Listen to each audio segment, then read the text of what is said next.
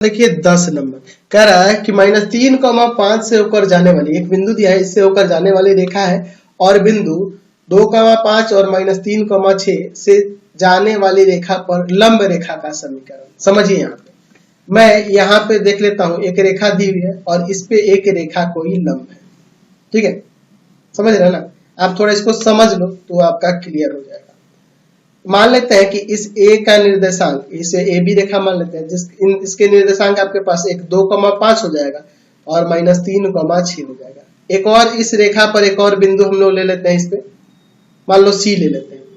ठीक है, जिसका निर्देशांक -3,5 दिया हुआ है और यहाँ पे मैं डी ले लेता हूँ। देखिए यहाँ पे दिया है -3,5 से होकर जाने वाली, -3,5 से होकर जाने वाली और बिंदु 2,5 और -3,6 से जाने वाली रेखा पर लंब, यानी कि यह सीडी लंब है ए बी पर।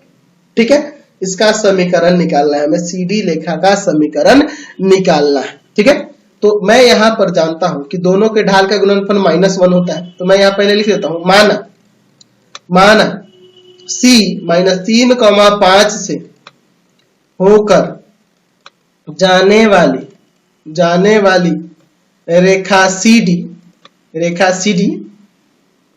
बिंदु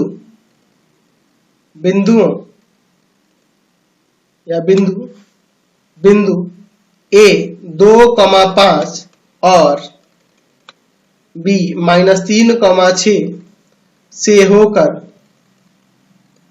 जाने वाली रेखा ए बी पर लंब है, यानी कि यहां सीडी लंब दिया है ए बी पर। तो आप पहले ए बी का ढाल निकालो, रेखा ए बी का ढाल और गुना रेखा सी डी का ढाल बराबर में -1 हो जाएगा। लंब है तो -1 हो जाएगा ना, दोनों के ढाल का गुणनफल।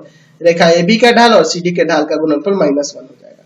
तो रेखा ए बी का ढाल निकालो, क्या हो जाएगा 6 - 5, देख लो y2 - y1 बटा में x2 - x1, यानी कि 3 - 2 इंटू में रेखा CD का ढाल बराबर में -1। समझ गए ना?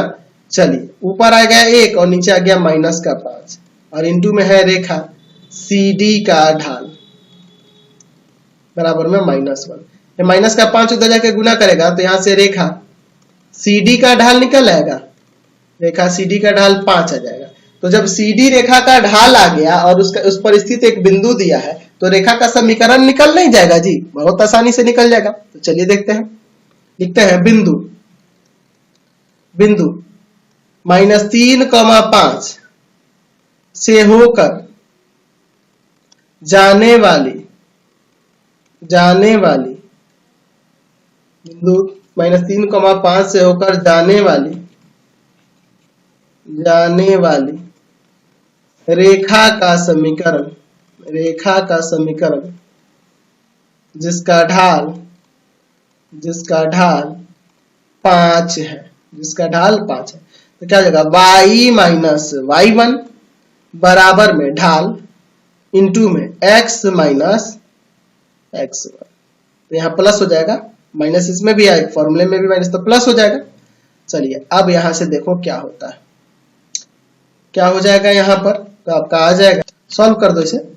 y - 5 बराबर में 5x + 15, इसको एक तरफ कर लेते हैं। 5x माइनस का y, ये माइनस वाला प्लस का हो जाएगा 5 और ये प्लस में 15 है, बराबर में 0, यानी कि 5x - y + 20 बराबर में 0 उस रेखा का समीकरण आ जाएगा। तो देख रहे हैं ना, बहुत ही सिंपल क्वेश्चन आपकी एक्सरसाइज में दिए हैं। अगर आप सही से फॉर्मूले देख लेंगे, समझ लेंगे, तो आपको रेखा का समीकरण निकालने में कोई दिक्कत नहीं होने वाली है। तो इस वीडियो को मैं यहीं पे एंड करता हूं। हमारे 3 चैनलों को आप सब्सक्राइब करेंगे। पहला है पाथफाइंडर क्लासेस छपरा, दूसरा है भारती भवन रविकांत